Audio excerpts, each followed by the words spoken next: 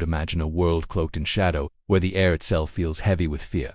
This was Europe in the mid-14th century, a time of knights and castles, but also a time of an unimaginable terror that crept along its roads and waterways. This was the era of the Black Death, and the paths it carved across the continent became known, chillingly, as the Plague Roads.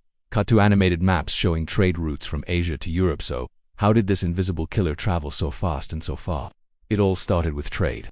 Bustling trade routes, the lifeblood of the medieval economy, became the highways for the plague. From the heart of Asia, caravans carrying silk, spices, and other precious goods journeyed along the Silk Road. On board these caravans, and more importantly, on the ships that sailed from ports like Kaffa on the Black Sea, were stowaways, black rats, and on these rats were fleas carrying the deadly bacterium Yersinia pestis. Show visuals of a bustling medieval port like Genoa or Venice, then transitioning to darker, more ominous shots in 1347. 12 Genoese trading ships docked at the Sicilian port of Messina. The people who gathered at the harbor to greet them were met with a horrific sight. Most of the sailors aboard were already dead or gravely ill, covered in black boils that oozed blood and pus. These death ships, as they were called, were ordered out of the harbor, but it was too late. The plague had already disembarked. Show animation of the plague spreading from Italy northwards across Europe from Messina. The disease spread like wildfire. It followed the trade routes, moving from one city to the next with terrifying speed. Venice, Genoa, Pisa, the great Italian city-states fell one by one. From Italy, it traveled north into France, Spain, and England. It moved east into Germany and Scandinavia, and south into North Africa. No corner of the known world seemed safe.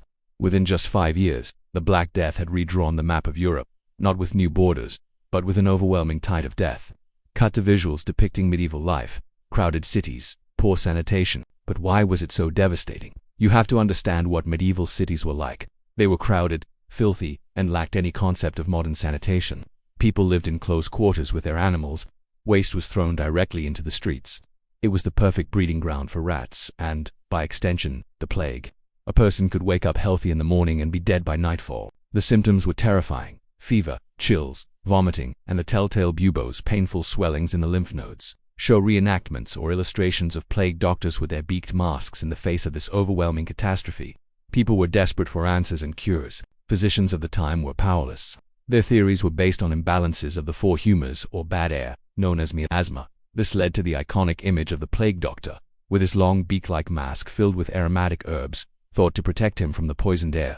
Of course, this did nothing. Other cures were even stranger, ranging from lancing the buboes to practicing bloodletting or applying poultices made of anything from clay to human excrement. Show scenes of social breakdown, abandoned villages. People fleeing the social fabric of Europe began to unravel. Fear and paranoia were everywhere.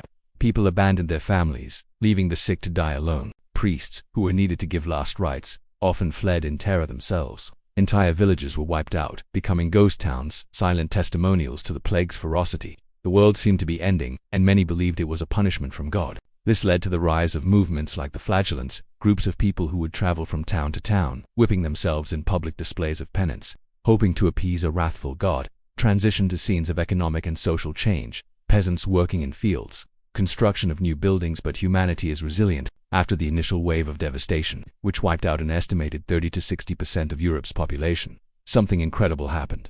The world didn't just end, it changed. With so many people gone, the value of labor skyrocketed. For the first time, peasants and serfs who survived had bargaining power.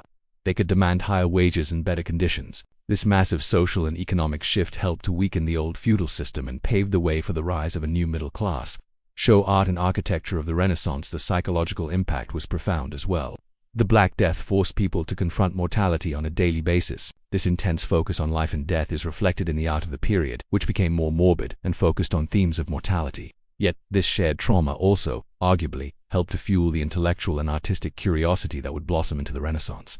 Having stared into the abyss, society emerged with a renewed appreciation for life, humanity, and the world around them. Return to the image of the plague road, now with a sense of history and reflection. So, the plague roads were more than just paths of death. They were channels of immense and rapid change. They carried a disease that brought a continent to its knees. But from the ashes of that devastation, a new Europe was born. The world was reshaped, not just by the loss, but by the resilience of those who survived and the new opportunities that emerged from the chaos. These ancient roads remind us of the fragility of civilization, but also of our incredible capacity to endure, adapt, and rebuild. Thank you so much for joining me on this journey back in time. If you found this story of darkness and survival interesting, Please give this video a like and hit that subscribe button for more deep dives into history's most pivotal moments. Let us know in the comments what historical event you'd like to explore next. Until then, stay curious.